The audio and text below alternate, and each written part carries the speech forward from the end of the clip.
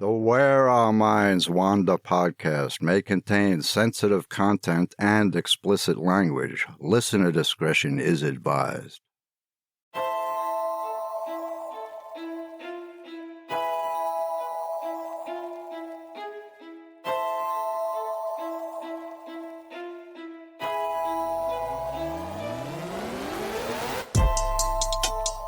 Greetings, fellow wanderers, to the places our minds wander.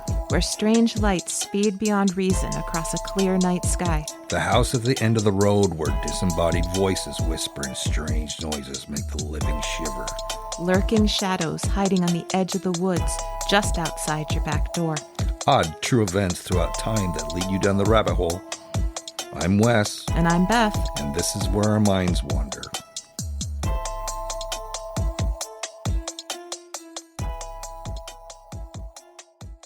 Hello and welcome to Our Minds Wander, all you fellow wanderers. I'm Wes, and that's my wife and co-host, Beth. Hello, everyone. So, Beth, you were telling me the other day that there's a movie coming out about Jeff the Talking Mongoose. Yeah, I guess there is. So I had stumbled across an article about Nandor Fodor, who is considered the first parapsychologist, and it was a really interesting article. And then I get to the part where it says he investigated the Irving case. And I was like, wow, that's pretty cool. Yeah, some of you might remember that I did a part of an episode on Jeff the Talking Mongoose not too long ago. So it was kind of a serendipitous thing or a synchronicity, but I'm excited for the movie whenever it comes out. And, I also found a brand new article on the gibbet, which just kind of popped up in my feed, which I thought was kind of funny since we just talked about that in a recent episode, too. Yeah, that we did. And it was pretty interesting. That was the bones rattling in the cage episode. Le Corriveau. Yep. That's the one. So quickly, before we get into our stories tonight, I just wanted to remind everyone to check out our Facebook page and to check out our website at whereourmindswander.com, especially our store link, because we have some pretty cool merch that we're pretty excited about.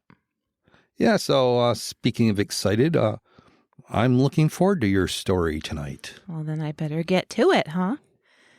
Cousins Elsie Wright and Frances Griffiths were constantly getting in trouble for playing near the stream of their family home in Cottingley, England, the summer of 1917.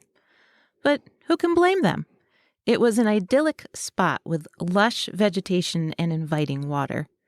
9-year-old Frances and her mother had just returned from South Africa, and the English countryside must have seemed like a welcome and safe refuge as World War I raged. Their mothers weren't too pleased with them, though, when Frances and 16-year-old Elsie would return to the house with soaking wet shoes and muddy wet dress hems. Because young ladies in 1917 weren't supposed to get muddy and wet from playing in the water every day.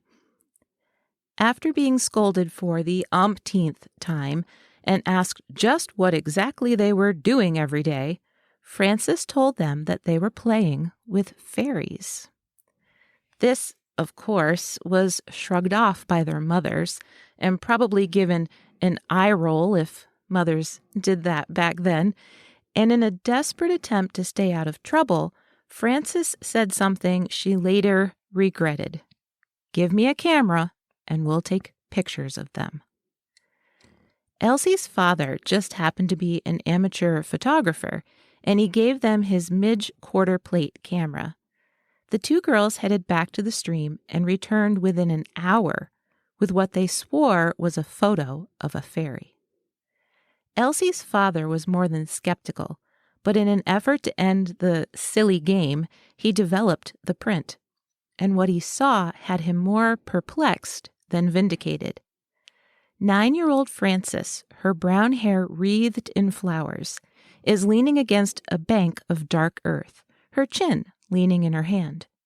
And on the ground in front of her isn't one, but 4 dancing fairies. One has a long flute-like instrument raised to her lips, her left leg raised in the air, bent at the knee. The one closest to Frances has her arms raised in the middle of dancing, her left knee also bent, her delicate wings open and almost touching Frances's cheek.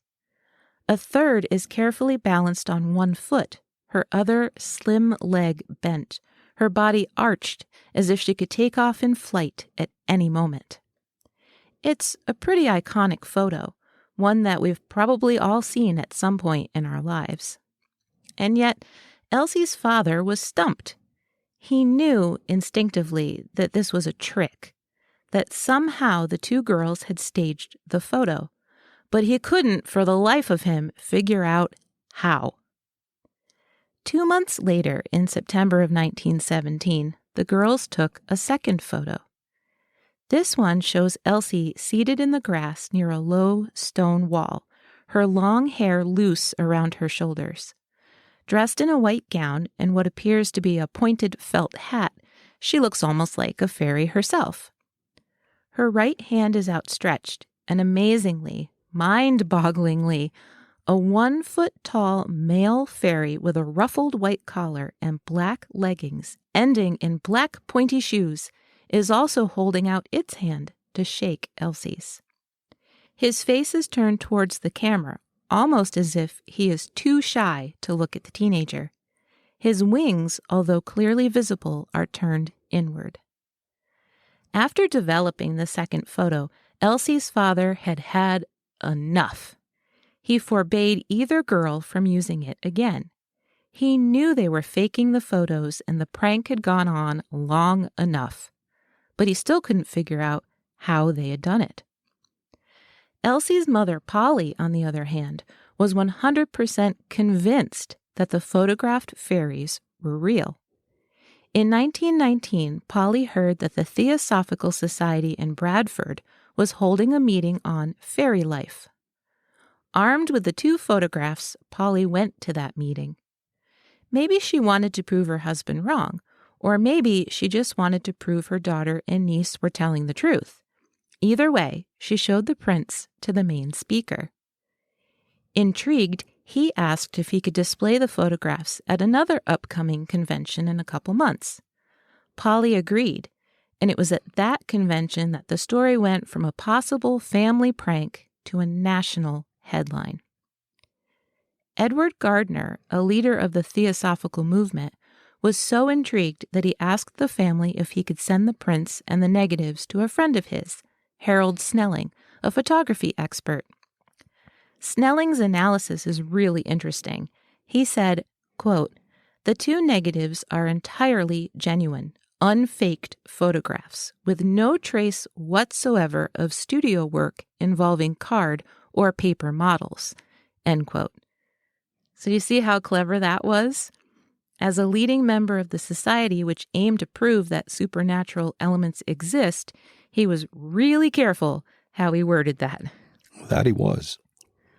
Although he never came out and said that the photographs showed fairies, he did say, quote, "These are straightforward photographs of whatever was in front of the camera at the time," end quote.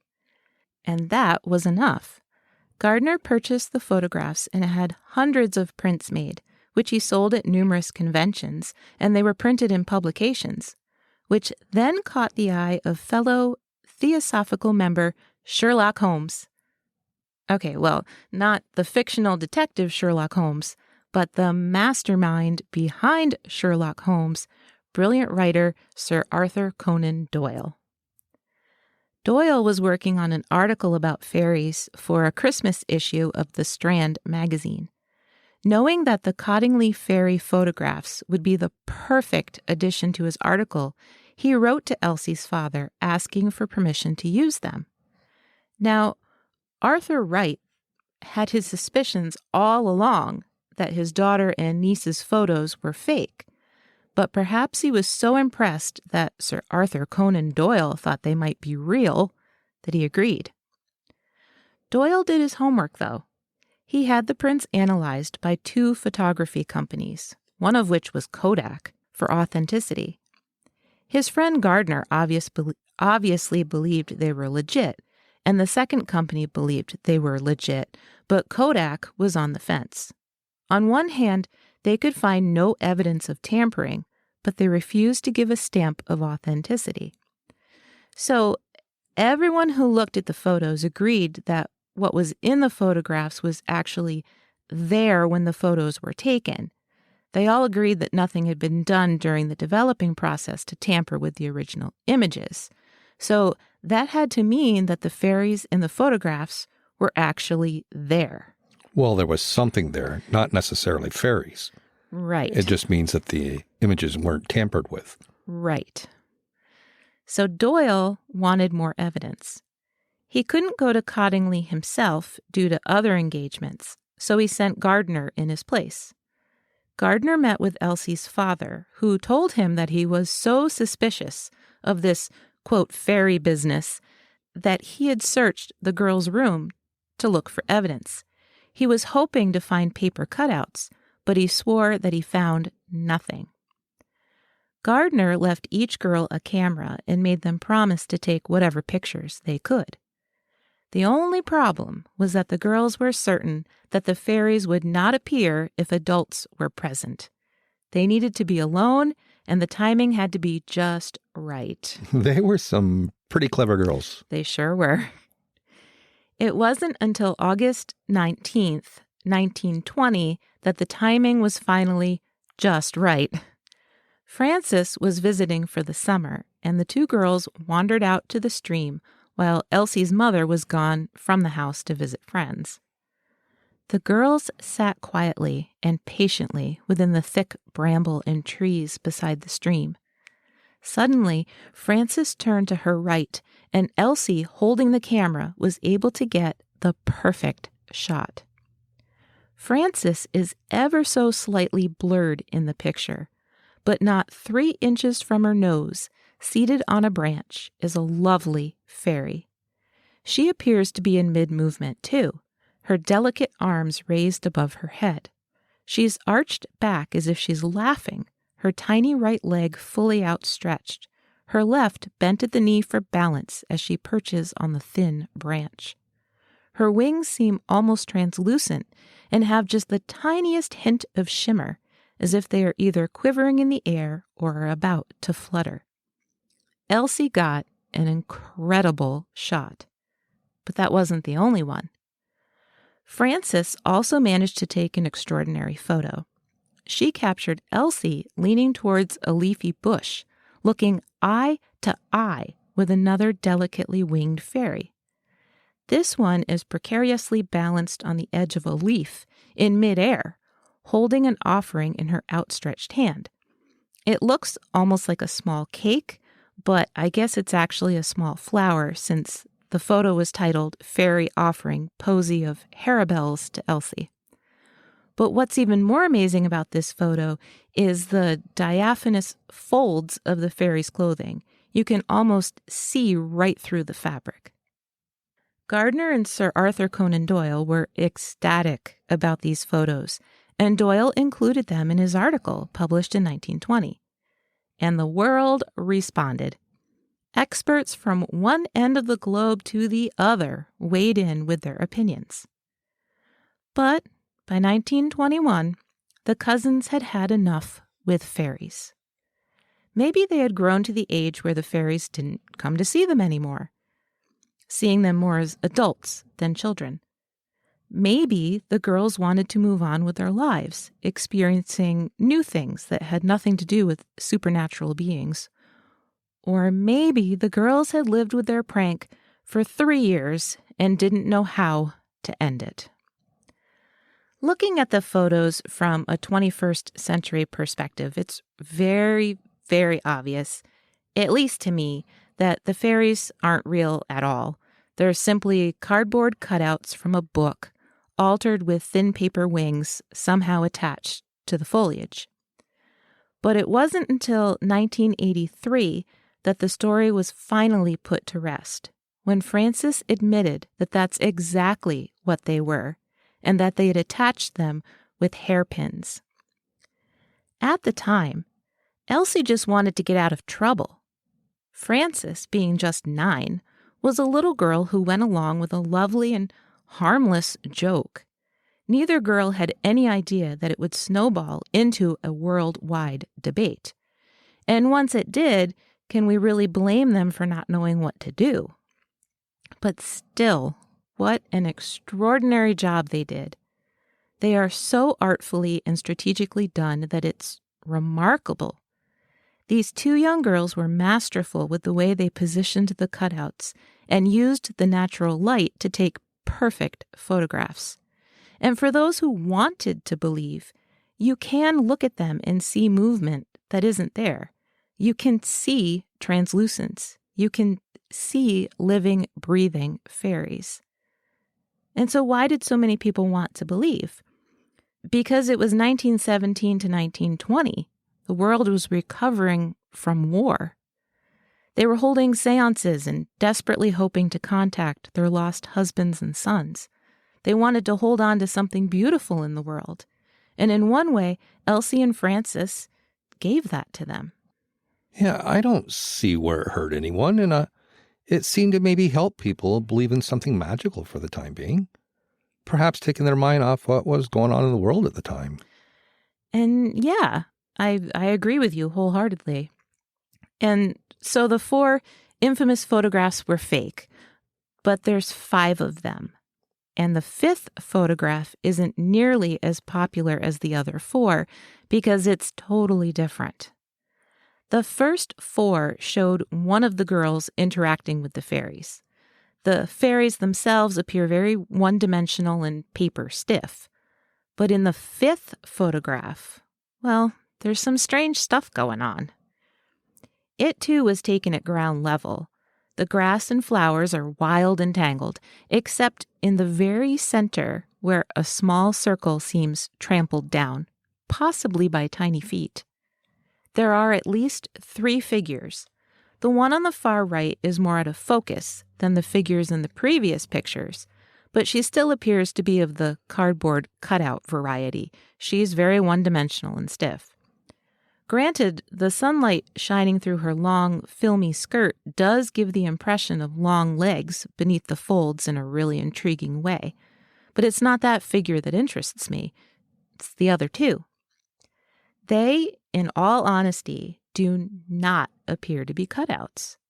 They are amorphous, moving, swirling, and to add even more intrigue, Frances swore, even after she admitted to the others being a hoax, that this photograph, photograph number 5, was the real deal.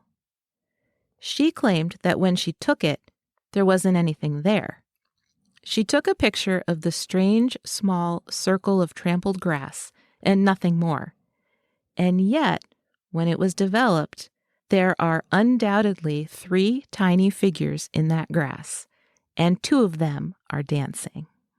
You know, after looking at all the photos, you can see that the first 4 are definitely faked, especially in this day and age where we're so used to looking at photos and be able to tell when they're photoshopped and stuff.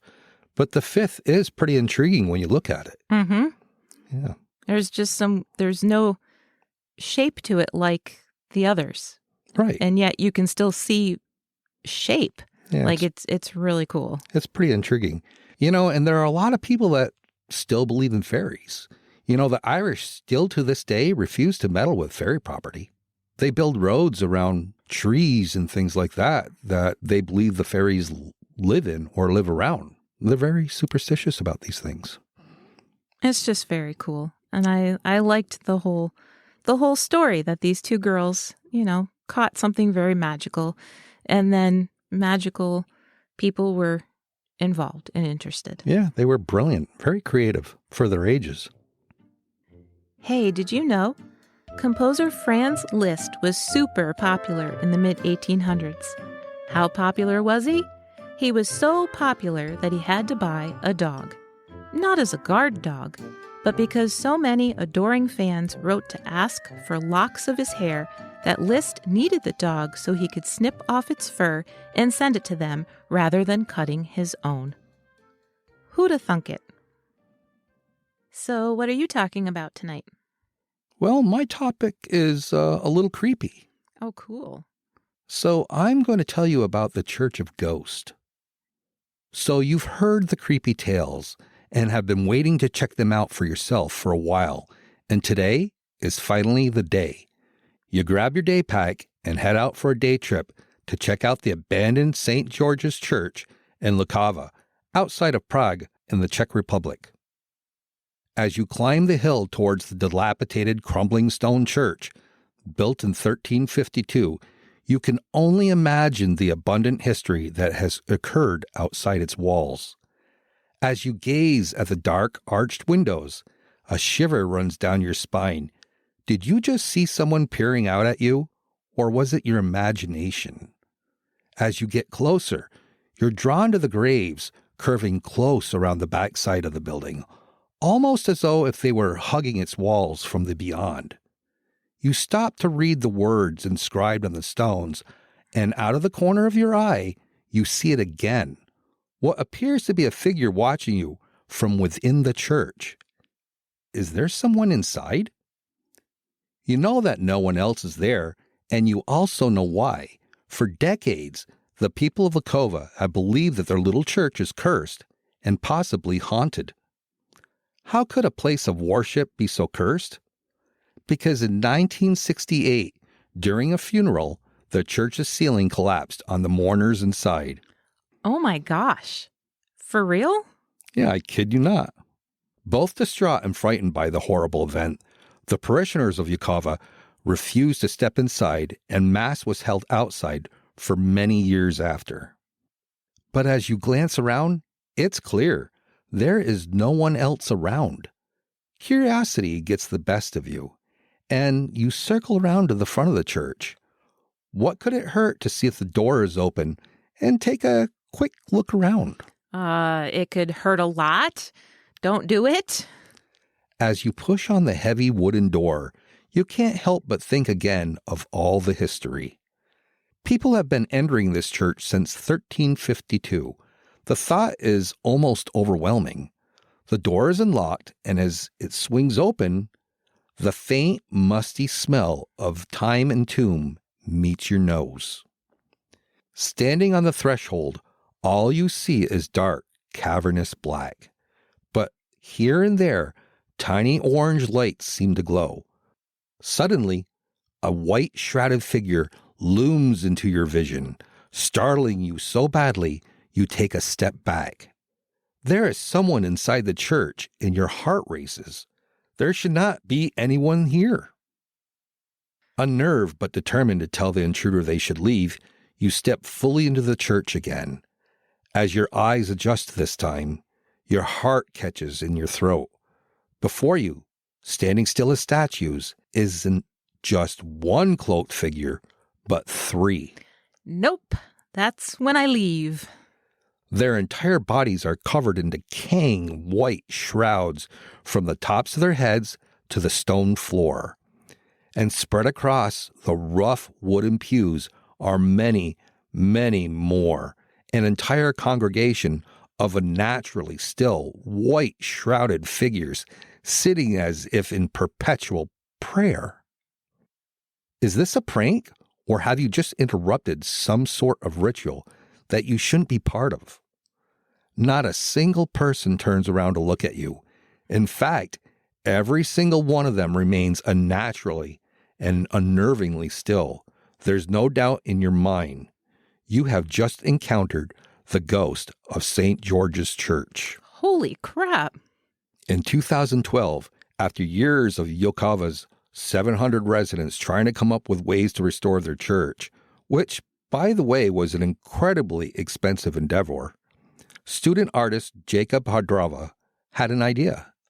The Czech Republic was once home to 3 million Sudeten Germans, an ethnic German group who were expelled from their country after World War II. Most moved to Austria and Germany, but of course they had to leave St. George's Church behind, and over the years, it slowly fell into disrepair. And it is true that the church had become so run down that pieces of the ceiling did fall on mourners during a funeral service in 1968. Oh, okay. So not an entire ceiling. No, that part of the story has been exaggerated over time. artist Jacob Hadrava felt that he could pay homage to the Sudeten Germans and save the Ukava Church at the same time. He enlisted several people as models, draped in white sheets and lace shawls, and began the painstaking process of sculpting each one's likeness into full-bodied plaster casts to create 32 eerily shrouded statues. There are 3 that are standing at the back of the church, waiting to greet adventurous or curious tourists. Seated in each row of pews are the remaining 29, each one unique. Some are sitting straight-backed and upright. Some are leaning forward, their shrouded faces almost touching the back of the pew in front of them, as if they are touching their foreheads to the wood in deep prayer. There is even a couple seated side by side, their faces touching, their single shroud connecting them as one for eternity. Most, as I said, are completely covered, but there are a few where their shrouds are cut away from where their faces should be, revealing a dark space of nothingness, which to me is more creepy than the ones who are fully covered. It sounds freaking terrifying. In the dark, the barely lit church creates quite the stunning scene, with the plaster walls discolored and peeling over time, the carved wooden balconies barely illuminated by pale sunlight through the small arched windows. The 32 figures seem almost to take a collective breath. It may seem an unusual choice for a church, and in my opinion, definitely creepy. And at first, some of the Lukava's residents might have had their reservations, if not downright objections to the church being populated in such a way. But a video taken of the church's interior and ghostly inhabitants that went viral in 2013 brought the tourists, and they donated money, at least the ones who were brave enough to go inside. Because, understandably, there are a few who are still hesitant to do so. Because it's creepy. St. George's Church, as of 2018, was seeing about 150 tourists each weekend during the few hours that the building was open for visits. They raised about $26,000 as of 2018 as well. And the local residents began holding services inside once again after 40 years. Just like anything that might unnerve you visually, once the locals got used to the statues and realized that they were helping to raise funds to restore the church, most fully embraced the idea. During services, the living sit dispersed among the ghost of St. George's, shoulder to shoulder. Some fill the aisles when enough seats aren't available or stand in the back. But the most important thing is that they are using the church again without fear. And tourists still come to see the many ghosts. That's so cool. I'm glad they're using it again. Do you think it's as creepy looking as it sounds? Oh, it's definitely as creepy looking as it sounds for sure. That's cool, though, that they were able to find a unique way to raise money to restore their church, though. Yet another place I'd love to see one day. Well, one night. I'd love to go there at night. That would be cool. So for all you curious wanderers out there that want to check this out, you can Google it, or you can go to our show notes and check out our sources that we used. Well, I guess that about wraps it up for this episode. I guess so. We'll see you all next week for an all-new episode of Where Our Minds Wander. See you soon. Thank you for joining us. We look forward to traveling with you again to the places where our minds wander. If you like what you heard, please take a moment and provide us with a 5-star rating and a comment.